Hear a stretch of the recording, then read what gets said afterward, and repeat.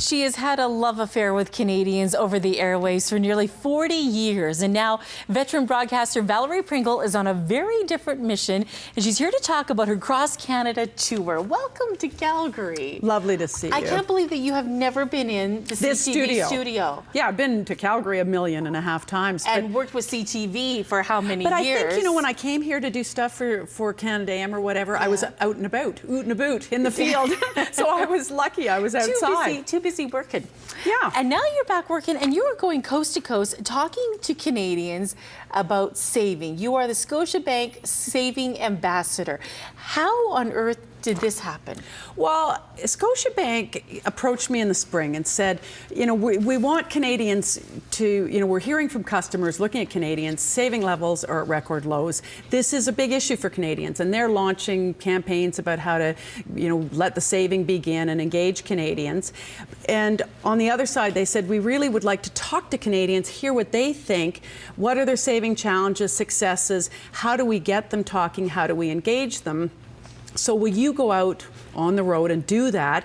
And all of this will be posted on Facebook. We'd like to sort of enter the social media world and get people talking. And, you know, I looked at that. Needless to say, it was a bit of a change to do something commercial. I haven't been working really as a journalist for 9 years since Canada Am day to day, more as a freelancer and doing documentaries, but more and more also in the not-for-profit side. I've been doing a lot of stuff with mental health and speaking about stigma and education, and one of my jobs is chair of Trans-Canada Trail and getting people to build trail and be physically fit. So, you know, as I looked at this and I thought, I think this message of financial health is a really important one. I think it's worth engaging Canadians on this because we have to face it, and they're not unrelated. And so I thought, yeah, good on Scotiabank for being that committed to this issue that they want to do this. So I'm traveling the country, and you can follow it on Facebook. Yeah, you can. And it's not something that people are really or have been willing to talk about publicly.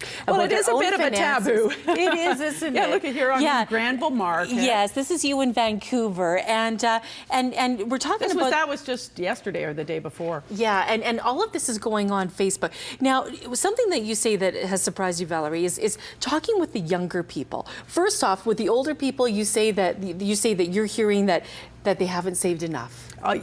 To a person in their 60s, even people who are retired, people in their 50s approaching it saying, I'm putting it off. I mean, and to a person saying, I wish I'd saved more. I wish I'd started earlier. I wish I'd done it in smaller amounts, but that it's come home to roost. And I know boomers, you know, we've had an easy time, you know, with the economy. And I think we did grow up kind of spoiled. I want it now.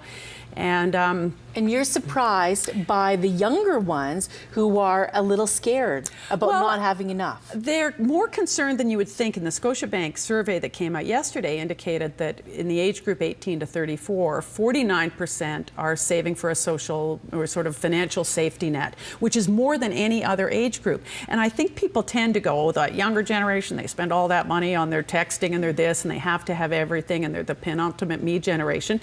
You know, there are those who are like that. But I think for them, as I looked at that, and I've talked to a few, they've had a sober time. I mean, you know, college and university education is expensive. They've got student loans that my age group really never had. They wonder if they'll ever have what their parents had. Having a house in Vancouver, that may be just out of reach, in Calgary and Toronto. And also they look at the future and, you know, will the pension be there in the same form? So a lot of them are actually quite proactive.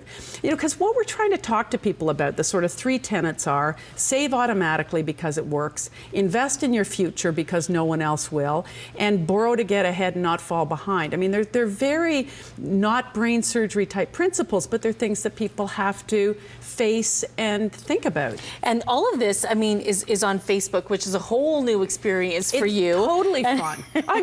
You know, I thought, I know things are morphing from conventional broadcast into social media, but all this, if you go to www.letthesavingbegin.com/Facebook, live video, all our man on the street, kitchen table. We want to hear from people. How do they save money in little bits and pieces? And it's all this video, and it's like you've never left TV. It's wonderful. Yeah, and it's different, and you sort of feel like maybe, what I want to do at this stage of my life is actually try and help people make a difference. Yeah. That's why I think this topic is is worth it. Is very timely. Now, Valerie's hosting a barbecue tomorrow from 11:30 to 1:30 at this address, 327 Aspen Glen Landing Southwest.